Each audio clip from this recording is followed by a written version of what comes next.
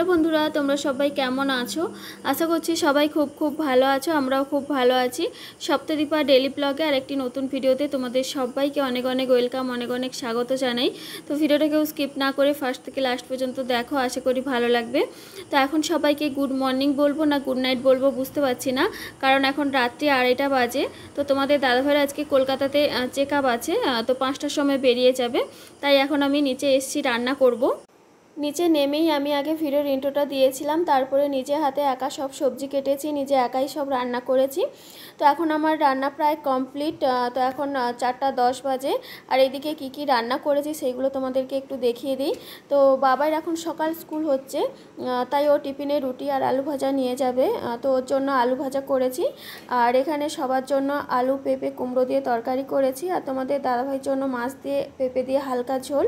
আর এইদিকে আমাদের জন্য মাছের টক করেছি কাঁচা আম দিয়ে।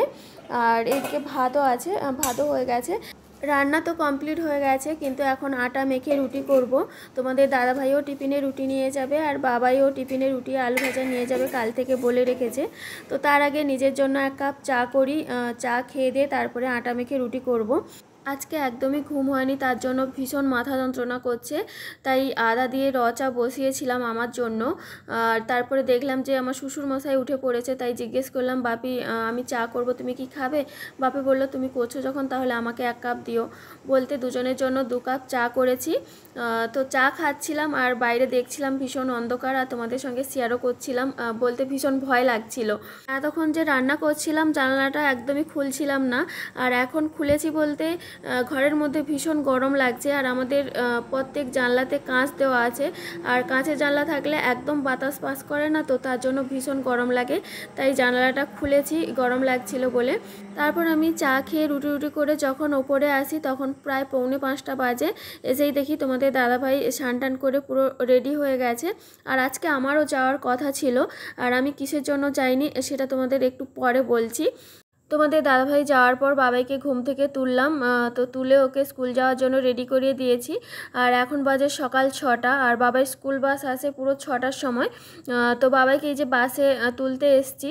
তো বাবাই যখন স্কুলে যায় তখন আমি প্রায় দিন ছাড়তে আসি, আর যখন স্কুল থেকে আসে তখন ওর দাদু প্রত্যেক দিন আনতে আসে, তখন আমি আর আসি না। বলতে তখন রান্না করি। বাবাই আসে স্কুল থেকে প্রায় তখন 12:30 বাজে। তো ওই টাইমে আমি হয় রান্না করি, না হলে বাড়ি মুছি। তো যে কোনো একটা কাজ করি, তার জন্য আমি আর আসতে পারি না। ও দাদুই রোজ দিন আনতে আসে। বাবাইয়ের ইচ্ছে বাবাই যখন স্কুল যায় তখন আমি যেন রোজ দিন ওকে প্রায় বাসে তুলতে আসি। আর যখন স্কুল ছুটি হয় তখন বাড়ির যে কেউ আনতে গেলেই হবে, তখন অতটা কিছু বলে না। আর যখন স্কুল যায় তখন আমি যেন ওকে বাসে তুলতে আসি। বলতে ওর যে স্কুল ব্যাগটা নিয়ে যায়, ওর ব্যাগটা ভীষণ ভার। তো প্রত্যেক দিন 6টা বই, 6টা খাতা, তারপরে জলের বোতল, টিফিন, তো ভীষণ ভার থাকে। আর আমি যখন ছাড়তে যাই আমি নিজে কাঁধে ব্যাগটা নিয়ে যাই, আর যখন স্কুল বাস আসে তখন আমি ওকে ব্যাগটা দিয়ে দিই।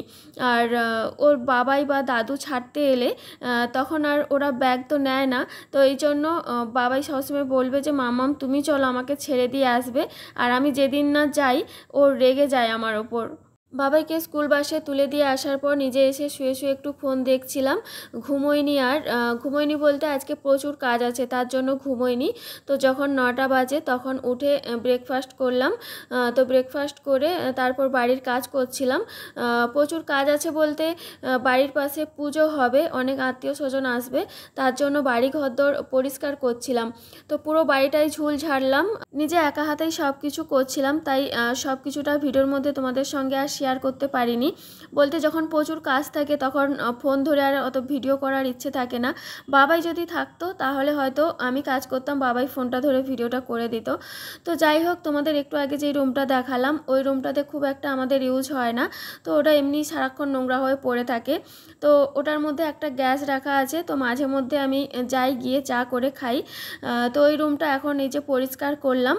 ওই রুমটা পরিষ্কার করার পর আমি ফোনটা নিয়ে ছাদে এসেছিলাম বলতে ছাদের ওপর অনেক গাছ লাগিয়েছি, আর আমার গাছ লাগাতে ভীষণ ভালো লাগে। তো ওই গাছগুলোতে জল দিতে আসছিলাম। তো এখন 12:30 বাজে, তো বাবার স্কুল ছুটি হয়ে গেছে। তো দাদু গিয়ে অনেকক্ষণ দাঁড়িয়েছিল, তারপরে এই যে স্কুল বাস আসতে বাবাইকে এই যে নিয়ে এসছে। আর আমি ওপর থেকে ডাকছিলাম কি ম্যাডাম বাড়ি চলে এসছো, এই জন্য আমাকে টাটা করছিল। বাবার আজকে একটা পার্সেল আসার কথা ছিল, তো এই পার্সেলটা এসছে তখন সকাল 10:30 বাজে। তো আমি নিয়ে রেখে দিয়েছিলাম, তো আমি আর খুলিনি। আমি ভাবলাম যে বাবাই এলে খুলবে, তাহলে একটু বেশি আনন্দ হবে। তো স্কুল থেকে এসেই আগে জিজ্ঞেস করছে, মামা আমার পার্সেলটা এসছে? আমি বললাম যে হ্যাঁ। তো হাত পা ধুয়ে ফ্রেশ হয়ে এখন এই আনবক্সিং করতে বসেছে। তো বাবার একটা ম্যাথের বই অর্ডার দেওয়া ছিল, তো সেই বইটাই এসছে। তো যার কাছে পড়তে যায় ও বলে দিয়েছিল যে ওই বইটা ওকে কিনতে, তার জন্য ওর বাবাই বুক করে দিয়েছিল। আসলে ম্যাথে বাইরে থেকে অনেক কোশ্চেন দেয়, তো আগের ক্লাসে যেমন বাইরে থেকে অনেক কোশ্চেন এসেছিলো যেইগুলো বাবাই সব ভুল করে দিয়েছে। তো এই জন্য ম্যাথে আগের ক্লাসে একটু কম নাম্বার পেয়েছে। তো এই জন্য ওর টিচার এই বইটা কিনতে বলেছিল, তাই এই বইটা নেওয়া হয়েছে। বাবাই পার্সেলটা আনবক্সিং করার পর পুরো বাড়ি মুছলাম, মুছে স্নান টান করে খেয়ে উঠেছি। প্রায় তখন 2:30 বাজে, আর এখন বাজে 3টে। তো বাবার এক জায়গায় পড়া আছে, আর পাশের বাড়ির একটা মেয়েও ওর সঙ্গে পড়তে যায়, তো দুজন এক জায়গায় পড়ে। তো ও এসছিল বাবাইকে ডাকতে, তাই এই যে দুজন একসঙ্গে পড়তে যাচ্ছে এখন। এইবার তোমাদেরকে বলি আজকে তোমাদের দাদাভাইয়ের সঙ্গে কেন আমি যাইনি। আসলে তোমাদের দাদাভাইয়ের সঙ্গে একটু ঝামেলা হয়েছে বলতে আগে আমি একটা ভিডিওতে তোমাদের সঙ্গে শেয়ার করেছিলাম যে আমার বিবাহবার্ষিকী কোনো গিফট দেয়নি। তার জন্য বলেছিল কিছুদিন পর যে যখন কলকাতা যাব চেকআপে আমি, তখন ওখান থেকে যে জিনিসটা আমি চাই ওইটা কিনে দেবে বলছিল। তো এতদিন বলেছে কিনে দেবে, কিন্তু যখন কালকে জিজ্ঞেস করলাম বলছে কি এখন কিনতে হবে না, পরে কিনবে। তো এই জন্য আমি আর রাগ করে যাইনি, কারণ আমি এতটা আশা নিয়েছিলাম, তারপরে না বলে দিল। তো এই জন্য আমি আর রাগ করে যাইনি। তাছাড়া আজকে ডক্টর দেখাবে না, তো শুধু জাস্ট টেস্টগুলো করবে, দিয়ে চলে আসবে। তো এই জন্য আমি আর ইচ্ছে করে যাইনি। তারপরে কালকে সারারাত্রি আমার নিজেরই ঘুম হয়নি। তো যাই হোক, এখন বাজে সন্ধ্যে 6:30। তো বাবাই পড়তে গিয়েছিল, চলে এসছে, আর তোমাদের দাদাভাইও এসছে।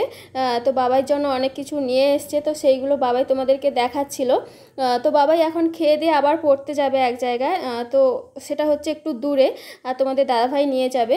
বাবাই মিয়ামোরের এই চকো চিপস কেকটা খেতে ভীষণ ভালোবাসে, তো আমার বাপি যখন আসে ওর জন্য নিয়ে আসে, তাই ওর বাবাইও এই যে আজকে নিয়ে এসছে, আর মিনি একটা বার্গারও নিয়ে এসছে। তো কেক দুটো বলছে কালকে যখন স্কুল যাব টিফিনে নিয়ে যাব, আর এটা এখন এই যে খেয়ে দিয়ে পড়তে যাবে বলছে। তো আজকের ভিডিওটা এখানেই এন্ড করছি। তো তোমাদের আজকের ভিডিওটা কেমন লাগলো অবশ্যই কমেন্ট করে জানিও। তো দেখা হবে নেক্সট ভিডিওতে, ততক্ষণে তোমরা সবাই সুস্থ থেকো, ভালো থেকো। সবাইকে গুড নাইট, শুভরাত্রি, সবাইকে টাটা।